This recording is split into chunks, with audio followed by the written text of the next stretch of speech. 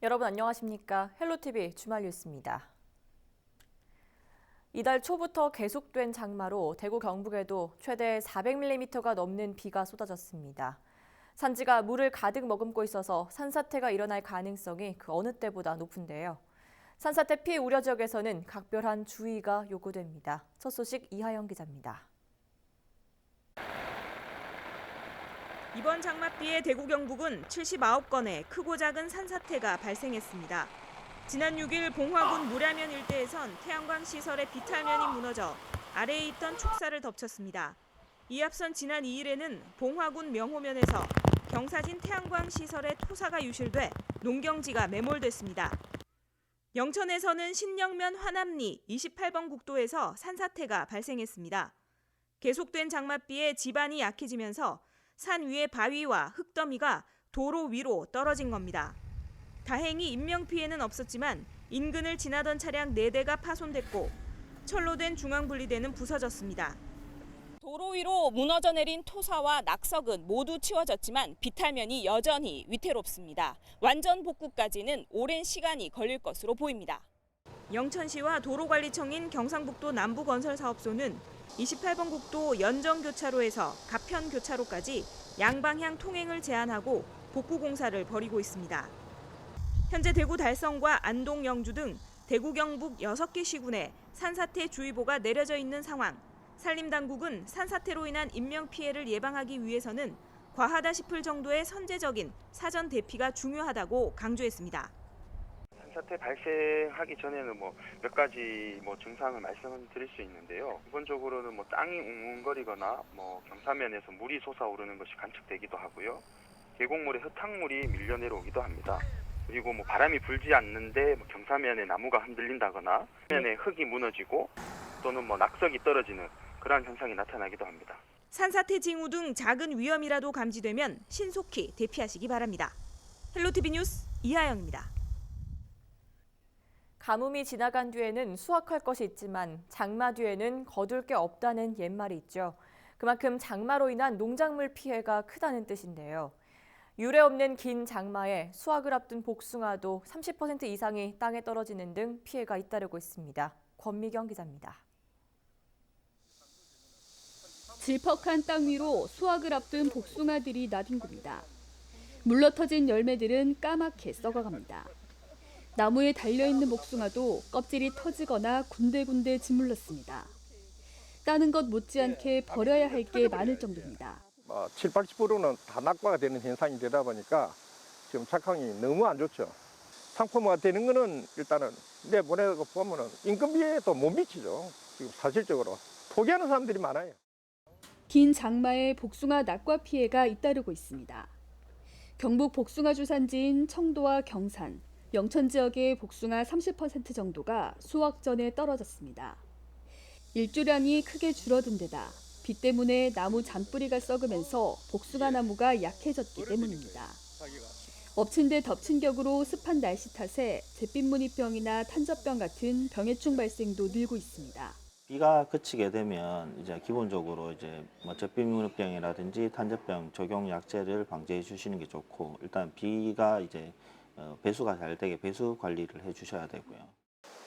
유례 없이 긴 장마에 1년 농사를 망친 농민들의 한숨이 깊어지고 있습니다. 헬로티비 뉴스 권미경입니다. 기록적인 폭우가 쏟아지면서 문경의 한 폐광 입구가 터지는 사고가 발생했습니다. 갱도 안에 있는 침출수가 열흘 넘게 흘러나오면서 중금속 오염 우려까지 제기되는 상황인데요. 복구 작업에도 애를 먹고 있습니다. 전병주 기자가 취재했습니다. 폐광에서 물이 쏟아져 나오고 있습니다. 산에서 깎여 내려온 돌무더기가 수백 미터 아래로 굴러떨어지면서 인근 민가 세 채를 그대로 덮쳤습니다. 폭탄을 맞은 것처럼 집이 무너져 내려앉았지만 사람이 살고 있지 않아 다행히 인명피해는 없었습니다. 여기 사람이 못 들어왔어. 차가 못 들어왔어요. 일로 이 길이. 그러니까 여기 선 거야. 여기서 이렇게 못 들어가게. 얘도 집이고 뭐고 다 날라갔어. 이게 개집이고 뭐고. 1995년 문을 닫은 갱도 입구를 콘크리트 등으로 막아놨는데 기록적인 폭우 탓에 터져버린 겁니다. 문경시는 임시 방편으로 갱도에서 흘러나오는 물을 하천으로 흘려보내고 있지만 10일이 넘도록 멈추지 않고 있습니다. 전문가는 10수년 동안 갱도 내 고인 물이 중금속에 오염돼 있을 가능성을 제기했습니다. 보통 폐광 인근에 침출수 오염을 막는 정화시설이 설치돼 있지만 이곳은 아무런 장치가 없어 오염 가능성이 더욱 높다는 겁니다. 집중호우가 왔기 때문에 객내수가 많이 나올 확률이 높습니다. 이러한 객내수가 직접 하천으로 들어갔을 때는 객내수에 녹아있는 여러 가지 중금속들이 하천으로 유입되어서 하천이 오염될 확률이 상당히 높습니다. 문경 씨는 수질 검사 결과 문제가 없다는 입장입니다. 당일날 바로 저희들이 그 수질 의뢰를 했습니다. 두 번째, 세 번째 거는 아직도 결과는 나오지 않았지만 첫 번째 행 경우에 대해서는 중금속 등 어떤 경우도 발견되지 않았습니다. 복구 작업도 애를 먹고 있습니다. 폐광의 경우 한국광해관리공단이 관리하고 있어 국비 예산 확보가 선행돼야 합니다. 긴 장마가 끝나가고 있지만 산사태 등의 추가 피해가 우려되는 만큼 신속한 복구와 예산 마련이 시급합니다. 헬로티비 뉴스 전명주입니다.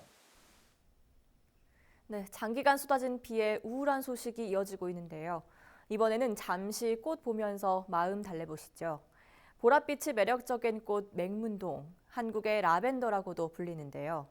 맹문동이 장관을 이루는 경주 황성공원의 모습을 카메라에 담았습니다. 박은경 기자입니다.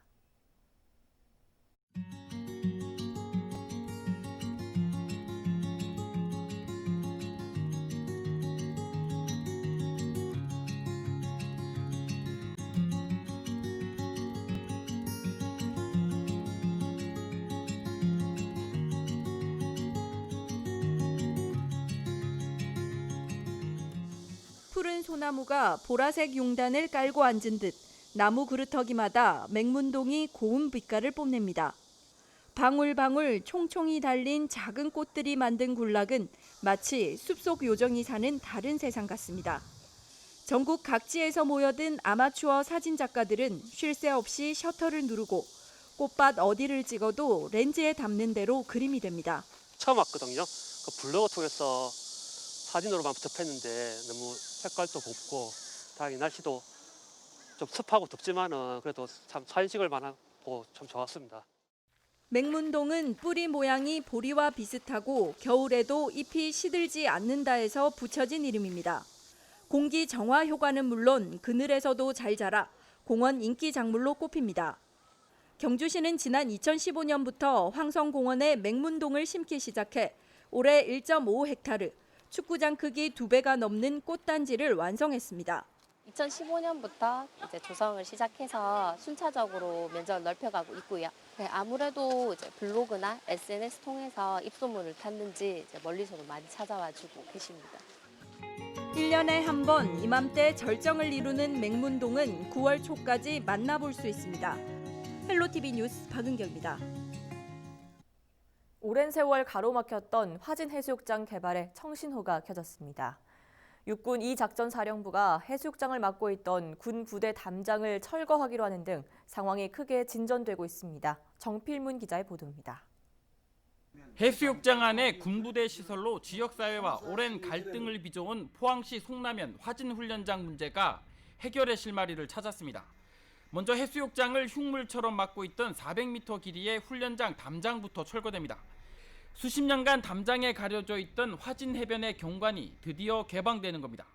인근 주민들은 거의 40년 만에 이뤄지는 군부대 담장 철거 소식에 만감이 교차합니다. 38년 동안은 그 주민들이 피해를 얼마나 받겠습니까? 이제까지 뭐 나가라 해도 나가지도 않고 결국 이제 올해부터 이제 담장부터 허물고.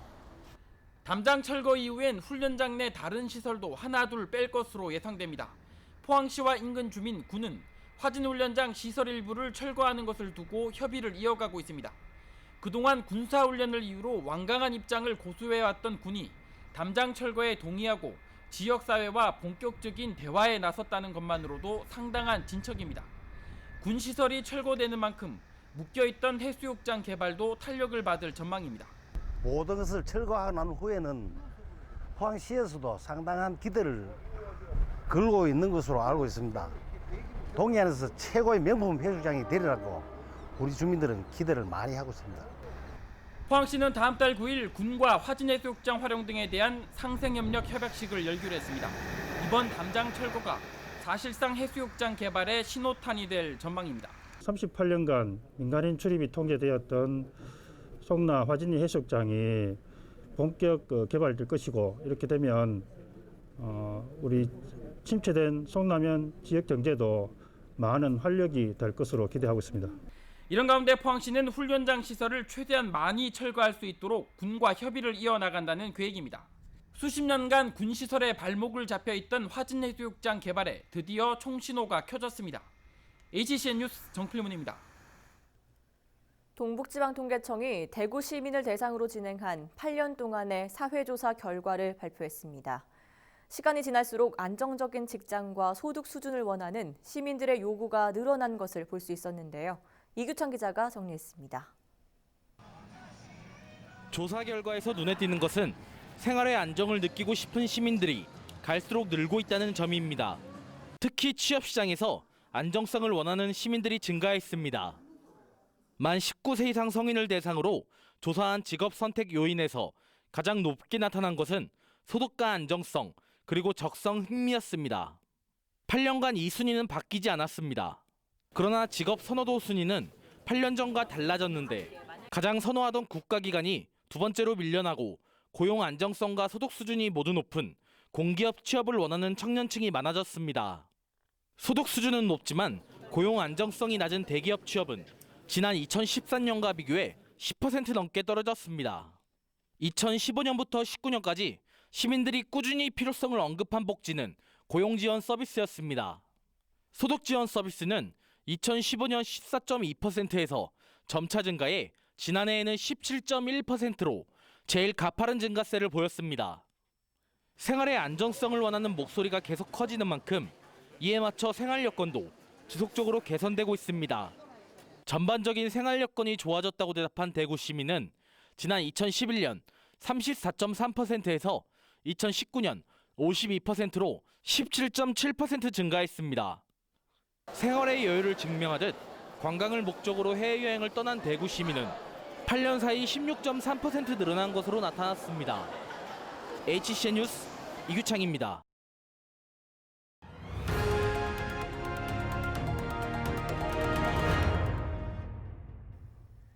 청도 공영버스터미널이 이달 초부터 문을 열지 않고 있습니다. 터미널 운영을 맡은 업체가 경영난 때문에 운영을 중단한 건데요. 이 때문에 주민들은 터미널 대신 임시 승강장을 이용하는 등 불편을 겪고 있습니다. 권미경 기자입니다. 하루 평균 600여 명이 이용하는 청도 공용버스 터미널. 그런데 버스는 보이지 않고 대합실 문은 굳게 잠겨 있습니다. 벽에는 운영 중단을 알리는 안내문이 붙어 있습니다. 버스를 타러 온 주민들은 근처에 마련된 임시 승강장으로 발길을 돌립니다. 버스 타려고 1시간, 2시간 기다려야 된다. 그러니까 인대에 있으니 좀 불편하지. 그 터미널이 있어야 선풍기도 틀어주고 좀 시원하지. 청도 공영버스 터미널이 문을 닫은 건 이달 초. 터미널 운영업체가 경영난을 이유로 운영 중단을 선언한 겁니다. 운영업체는 청도군에 터미널 부지를 매입할 것을 요구하고 있지만 청도군은 매년 업체에 약 7천만 원의 보조금을 지원하고 있다며 예산이 부족해 부지 매입은 어렵다는 입장입니다. 청도군은 일단 주민들의 불편을 줄이기 위해 임시 승강장에 냉난방이 되는 컨테이너를 설치하기로 했습니다.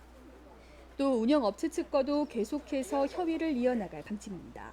지방교부서가 많은 부분을 차지하는데 예산 구조상 이런 청도군에서 자체 재원으로 가지고 터미널에 바로 매입한다는 거는 실제적으로 상당히 어렵죠.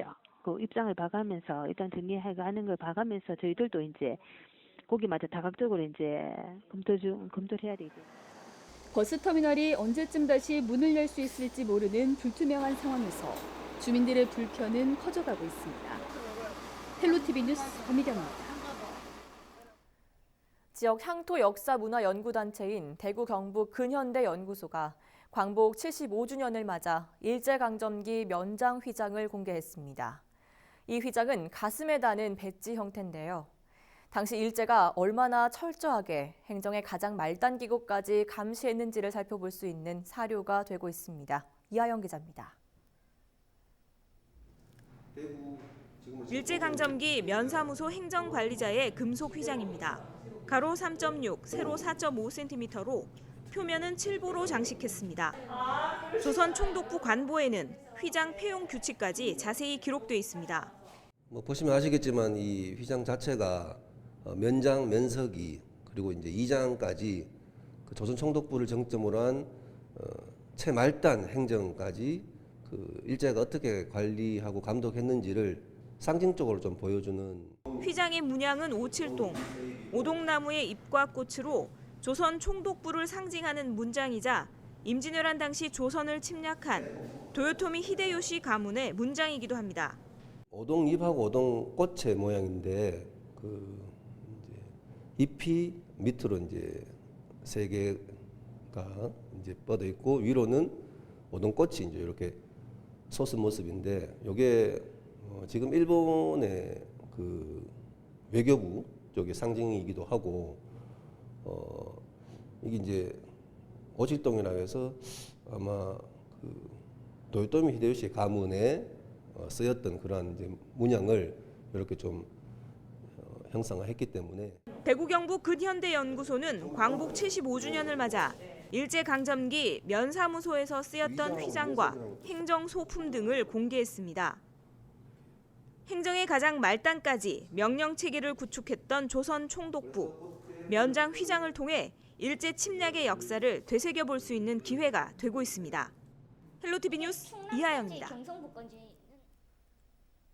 LG 헬로비전이 국내 농업 대표 기업인 팜한농, IT 전문 기업 메이티와 스마트팜 통합 교육 솔루션 구축을 위한 업무 협약을 맺었습니다.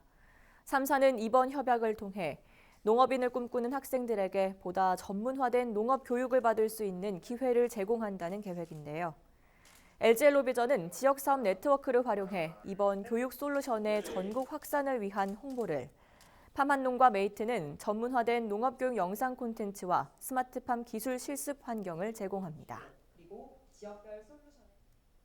이건 저희가 가진 오랫동안의 그 노하우와 기술들 내용들을 새롭게 농산업에 진출하고자 하는 학생들에게 제공을 하고 그다음에 끊임없이 그런 기술들을 갖다가 개발시켜서 국내 농업 경쟁력을 높이는 데 기여할 수 있는 좋은 기회라고 생각을 합니다. 가상으로 실제로 운영하는 것과 똑같은 형태로 실습을 반복적으로 할 수 있도록 하고 농업계 학생들이 단순하게 농업에만 종사하는 게 아니라 스마트팜 엔지니어라든지 아니면 컨설턴트로까지도 성장할 수 있도록 그렇게 교육 프로그램이 만들어져 있습니다.